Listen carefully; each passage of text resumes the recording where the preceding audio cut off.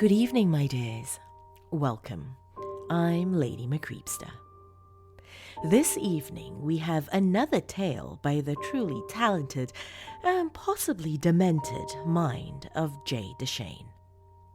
Be forewarned though, my dears, this tale is probably not safe to listen to at work, nor is it suitable for your younger demon offspring.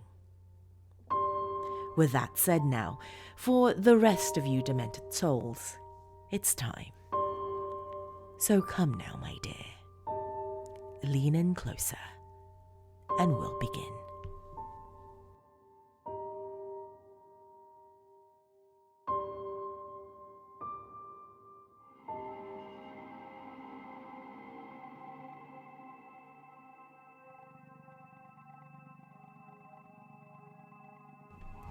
How did you meet her?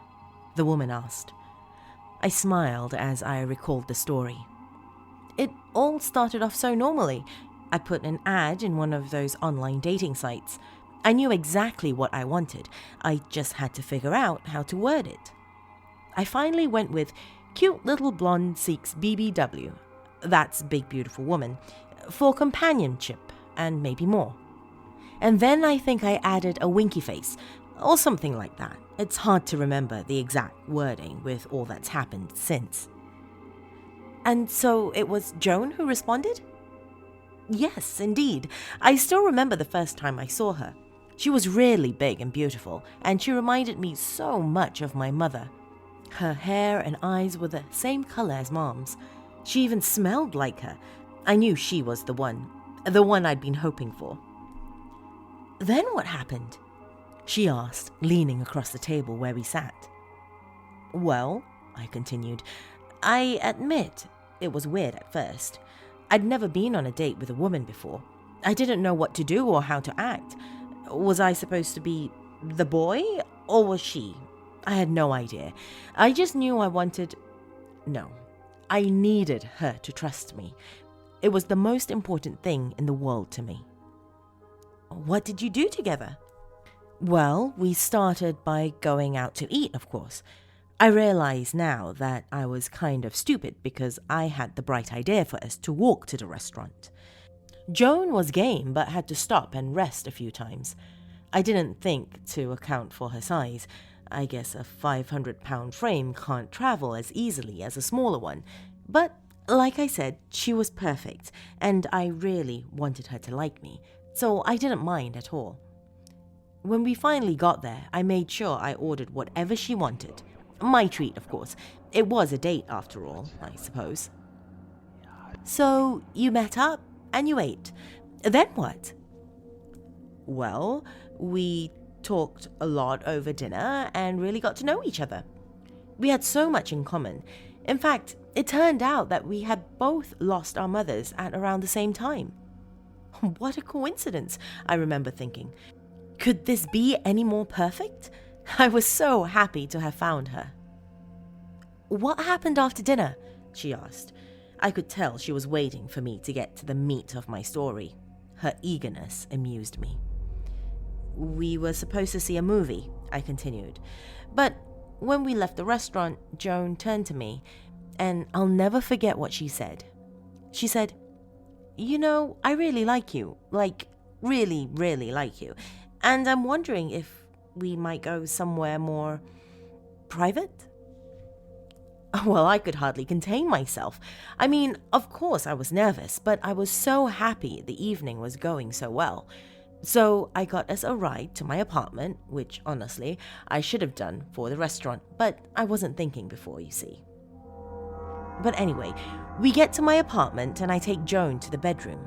This is the part you were waiting for, isn't it? You want all the details, don't you? Are there details for you to give me, Sandy? She asked me.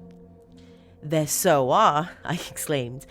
We go into the bedroom and immediately Joan sits down and starts taking off her clothes. I start doing the same thing. Of course, I was a little faster, so once I was done, I just started helping Joan with whatever else she still had on. And so there we were, naked as the day we were born. I told Joan to lie back, and she did. And there it was. Oh my God, I'm shaking just thinking of it now. It was what I'd waited for so long to see. I put my finger inside it. It was warm, wet, and soft. It was perfect, everything I'd dreamed of. And I knew Joan was happy, so I kept going. I used both hands and tried to stretch it open as far as I could. I frowned and bowed my head.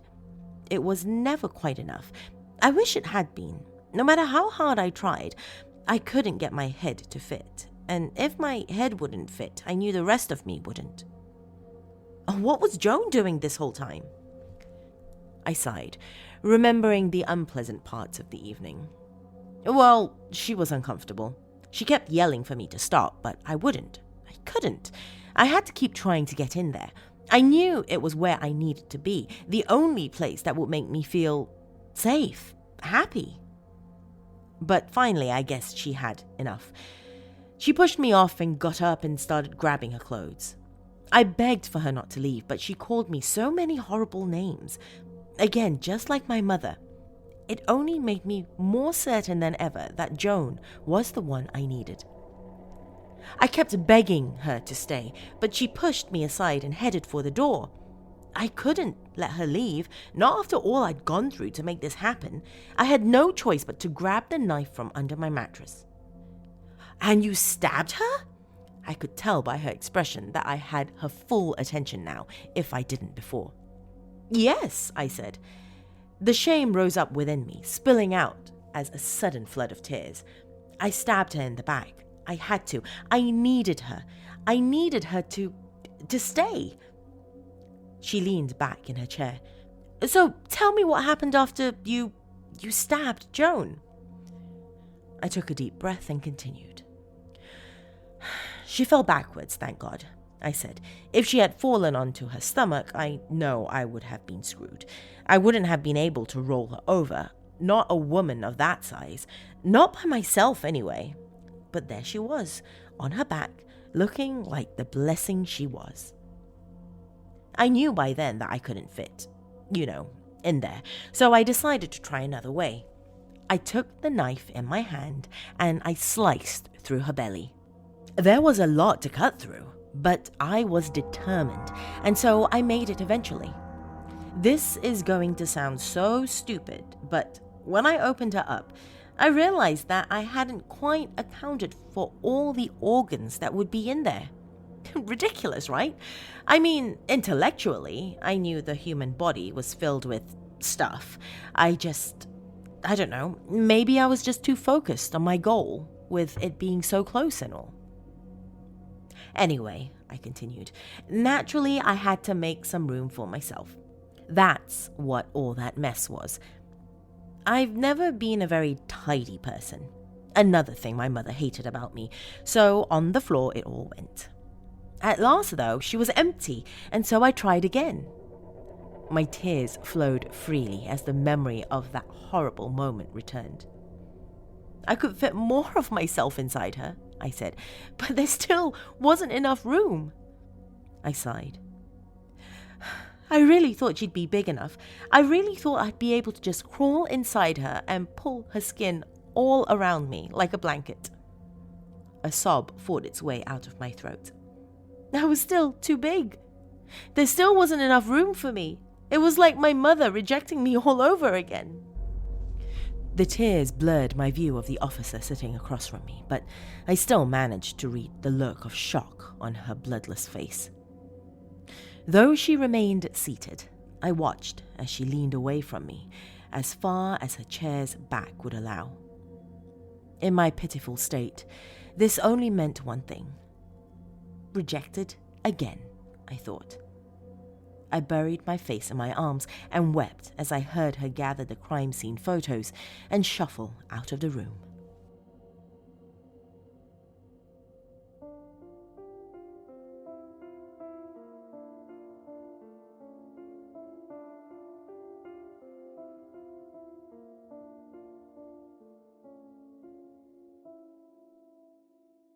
Deschene never fails to shock and thrill us, don't you think?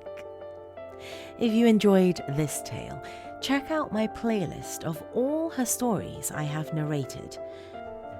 A link to them is in the episode description.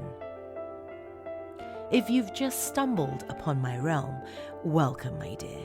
Feel free to have a peek around, and before you leave, remember to hit that subscribe button as well as that bell icon if you're watching on YouTube. That's all I have for you this evening, my dears. Till next time, sweet dreams.